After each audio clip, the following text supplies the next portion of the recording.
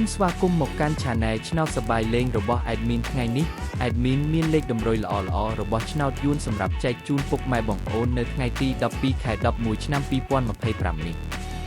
ដូចនេះ Admin មិនចង់ឲ្យចំណាយពេលវេលារបស់ពុកម៉ែបងប្អូនយូរតោះយើងមកតាមដានលេខតម្រុយរបស់យើងទាំងអស់គ្នាសម្រាប់លេខតម្រុយ2លេខមានលេខ87លេខ56សម្រាប់លេខតម្រុយអូស2លេខមានលេខតម្រុយទី1រអូស80និងលេខតម្រុយចុងក្រោយអូស